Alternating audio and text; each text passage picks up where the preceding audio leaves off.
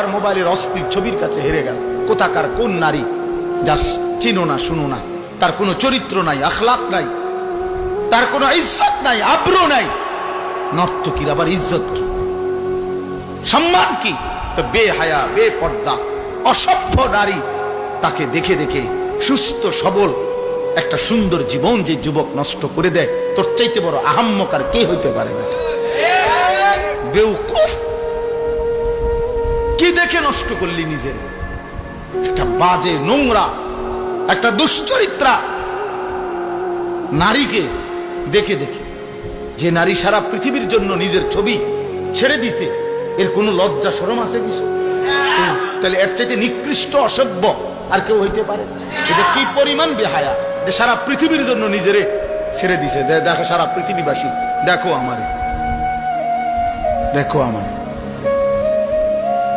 পৃথিবীতে কোনো যুগেই কোনো কালেই অসভ্যতা, বেহায়াপনা, অশ্লীলতা কোনো কালেই কারো কাছে, কোনো ধর্মাবলম্বীদের কাছেই পছন্দনীয় না, পছন্দনীয় না। আফসোসের বিষয়। এই জন্য বাপ আমার, বন্ধু আমার, আমরা প্রত্যেকেই মনের চাহিদার বিরোধিতা করে আল্লাহর কোরআন এবং রাসূলের সুন্নাহ মতো চললে আমাদের আখিরাত নিশ্চিত। ইসলাহি মাহফিলের মূল ফিকির এটা, মনের চাহিদার বিরুদ্ধাচরণ। আমরা কিতাবের মধ্যে পড়ছি, মানুষের মনের চাহিদা দুধ খাওয়া বাচ্চার মতো।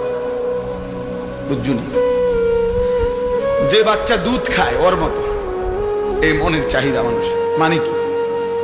মানে হইল, মানে আছে সুন্দর ব্যাখ্যা।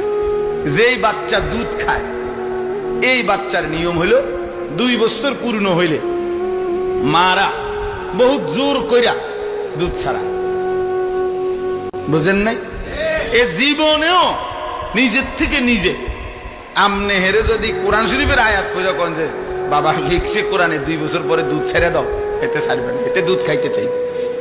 মায়ের বুকের দুধ সে ছাড়তে চায় না, তারে জোর করে মহিলারা, প্রত্যেক মহিলারা, যে সমস্ত মায়েরা বাচ্চাকে দুধ খাওয়ায় 2 বছর পূর্ণ হলে মায়েরা অনেক কষ্ট কইরা থাপড়াইয়া মায়েরা ফিরাইয়া কান্দে, ঘন্টার পর ঘন্টা বাচ্চা কান্দে, কিন্তু এরপরও তারে দুধ ছাড়ায়। মানে এইটা মা যদি কষ্ট করে দুধ না ছাড়ায়, তাতে তারে যদি ছেড়ে দেয় এমনি এটার উপরে যে নিজে নিজে ছেড়ে দিব, তাইলে এতে দুধ খাওয়া ছাড়বে না, আরো বড় হইলেও ছাড়বে না, মায়ের বুকের দুধ ছাড়বে না।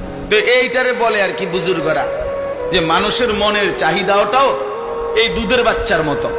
অর্থাৎ জোর করে যদি আপনি মনের চাহিদা না সরান, তা আপনি যদি ছাইড়া দেন, তো এই মনের চাহিদা আপনার জাহান্নামে নিয়ে তারপরে থামবে, জাহান্নামে পৌঁছাইয়াছে। নফস তোমারে জাহান্নামে পৌঁছাই দিবে দোস্ত।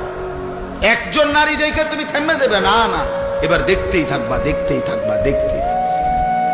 এই জন্য নেশাখোর, মদখোর যারা, গোটা সাগর যদি মদ বানায়া দেয় হারামখোরের, এরপরও তৃপ্তি হয় না। দেখেন যারা মদখোর, নেশাখোর, গাঁজাখোর, ফুট্টাখোর, বাবাখোর, ডাইলখোর, হারামখোর, এগুলো লানত তার উপরে। আল্লাহ রাসূল বলছে মুদমিনু খামরিন